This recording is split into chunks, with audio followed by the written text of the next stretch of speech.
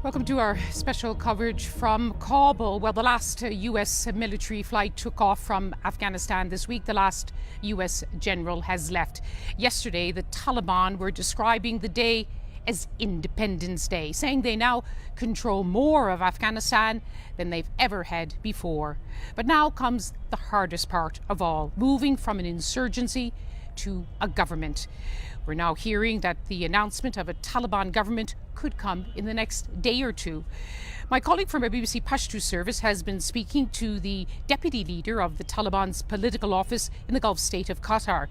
She asked Sher Abbas Staniksai whether the new government would be inclusive and would include women. All ethnic groups which are living in Afghanistan, they are Afghans, they have the right to be in the government. But the future government and next government will be announced. All these Afghans who has, they will be selected as per the merit, and all those Afghans who have the ability and capacity and capability of this to work according to their professional also, they will be in the government. Those people which you named them, maybe they may not be there in the future government, especially on the top posts. What about women and the top post position? Are you considering women also? I cannot say that they will be on the top. If they are not on the top, maybe they will be in the government in the lower these things, because in every department of the government ministries, you can say almost half of the workers are women. So okay, they can come back to their work and they can continue. But maybe in this new government which has been announced, in the top post, I mean to say in the cabinet, they may not be women. Sher Abbas Staniksai speaking to the BBC's Pashto service. Well, in that same interview, he said that Kabul International Airport would open as soon as 2 days. Well, and he also emphasized that all Afghans with the right documents, visas and passports to leave would be given the clearance. Well, we were at Kabul International Airport yesterday, the first day in which the Taliban control all of the airport, the military and the civilian side. And it's clear there's still quite a bit of work to do to repair the runways, get the air traffic control tower working. And when we were there, the Taliban were spending much of their time looking at the equipment that the departing US military had left behind. American uniforms, American guns. But these are Taliban special forces. Badri Unit 313. They're in charge at Kabul Airport. Our message to the Americans is they should not have any plans to attack Muslims again. Our message to all Afghans is we are going to protect them. Surreal to enter what was a US hub. Whiteboards from a moment in time, just days before Kabul fell, when US soldiers plotted an orderly pullout.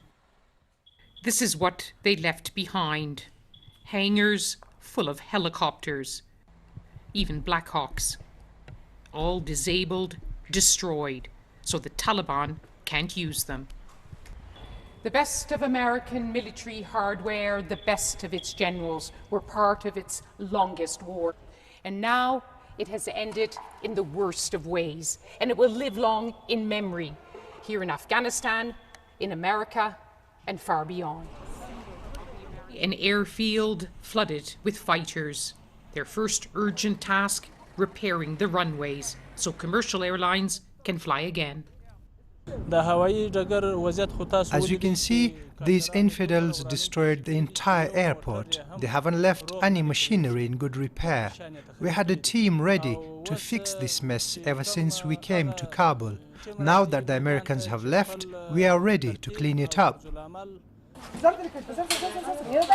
All flights have stopped, but Afghans still keep trying to get in, to find a way out of this country. Taliban guards turn them away. When we drive through the streets of Kabul, the city seems much the same, until we get to the banks. To the queues stretching all the way down the street. Most banks are shut, most don't have any money. Some people have stood here for days, wondering if they can withstand this for long. I should build a future, I should study.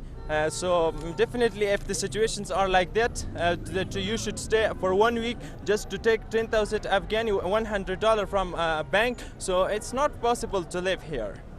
A country turned upside down and inside out. An old order suddenly ripped away. A new one suddenly started in chaos and uncertainty. Well, President Joe Biden, the U.S. Commander-in-Chief, has been making a strident defense of the U.S. decision to pull all of its troops out of Afghanistan. It was the first speech that he made since the end of the United States and other NATO's armies' nearly 20-year engagement in Afghanistan. He recognized that the decision had come under criticism, but he said he took his decision on the basis of unanimous advice from his advisors. We succeeded in what we set out to do in Afghanistan over a decade ago. Then we stayed for another decade. It was time to end this war. So we were left with a simple decision. Either follow through on the commitment made by the last administration and leave Afghanistan, or say we weren't leaving and commit another tens of thousands more troops going back to war. That was the choice, the real choice, between leaving or escalating. I was not going to extend this forever war, and I was not extending a forever exit. Well, let's look ahead now to what can be expected from the Taliban leadership. They're under pressure from many, from Afghans, from their neighbours, from countries far away, to form what's being described as an inclusive government. We're joined by Fazl Minallah Kazizai, who is a prominent Afghan journalist, also the author of the book Night Letters.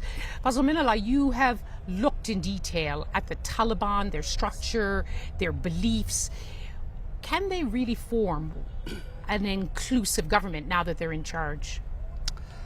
I'm sure that it's a big challenge, and they will not be able to run an inclusive government as it means for the world and for the neighboring countries. But yes, they will also not try to run a totalitarian regime as they ran in the 90s. Because of the pressure you mentioned in your talks is some things that run a big discussion inside the Taliban circles. So now the main subject for the Taliban is that are we allow, according to Sharia, to give a seat for someone that he is accused for murdering people, massacring a lot of people, did a lot of thieving, grabbed a lot of properties of the locals, or he was allied with the US forces in the last 2 decades. This is a big challenge for the Taliban fighters, for the low-level fighters, and I'm sure the Taliban cannot